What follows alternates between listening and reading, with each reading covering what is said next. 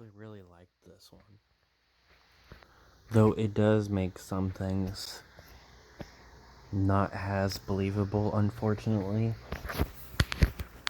Like, in all the movies of Carrie we've seen so far, excluding the second one, since that technically wasn't, Carrie, that was someone that had the same power as her.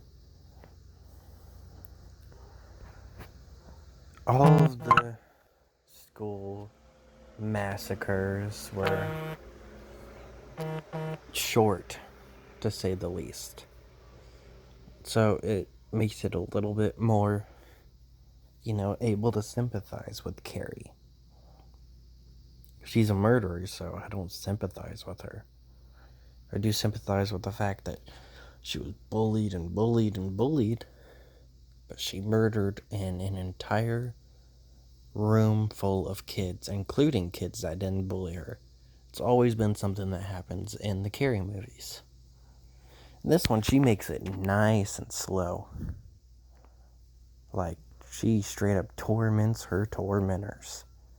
Which I do like that, but it makes the whole her going back to her mom and wondering what she just did not as believable when she was just fighting and using her powers to stop a car and destroy the street and make it as slow as possible for her bully.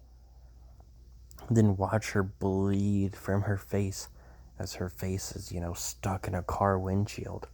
And then throw her into a gas station and watch her blow up.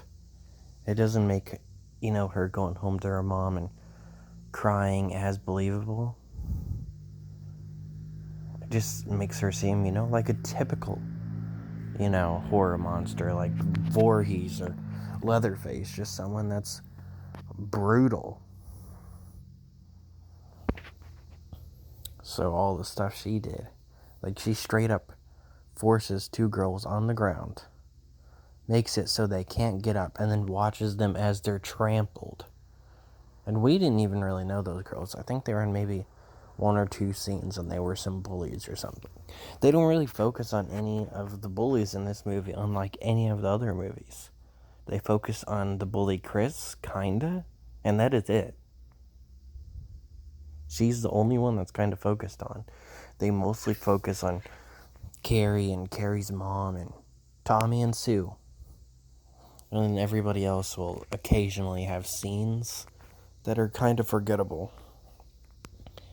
It really isn't that good of a movie, but it's a decent enough remake. It doesn't shove it down our throats that it's a remake like the 2002 one did, because man, that was just like scene after scene after line of like the exact same shit from the first movie, but occasionally something that happened in the book. This one, it does have scenes that are line word for word from the original, and it actually takes some things from the remake, but it mostly feels like its own movie, unlike the 2002 one.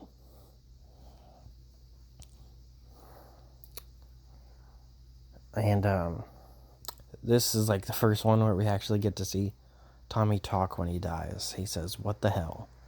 So I guess we finally got to figure out what he said before he died. And we do get to hear Sue in this movie too, trying to convince the teacher not to kick her out. Though Sue has plenty of time actually in this movie to stop what's going to happen to Carrie, unlike any of the other movies. She gets texted that Carrie is going to get something. It's not specified, but she straight up gets told, "Hey, Carrie looks good. She's not going to look good for long." So she just needs to get up, get there, and help Carrie. Done. But no, she kind of just stands there looking at her. And then eventually the teacher sees her and kicks her out. That is all her fault right there. Just makes the decision seem kind of stupid. And yeah, they focus on phones way more than they did in the 2002 one, though. They do have stuff like email and stuff like that in the movie, but they don't really focus on the fact that it's current day in the 2002 one, but they really do in this one. Like, there's also like a video that was recorded of the whole plug it up scene. And, that's played at the prom too. So they throw that on top of the whole, pig's blood thing. I do think the best thing they added, though, was seeing her reaction to Tommy's death. They never have that in any of the other Carrie movies. Tommy dies, and I don't even think she really realizes.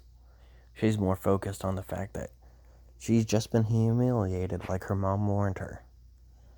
And then she goes crazy and kills everybody, goes home to her mom, and then she's forced to kill her mom too. That's really what it focuses on. And in this one, she actually gets to see what happens to Tommy before she goes on her little massacre. And I like that. But it really wasn't the best. It was just a decent enough movie that,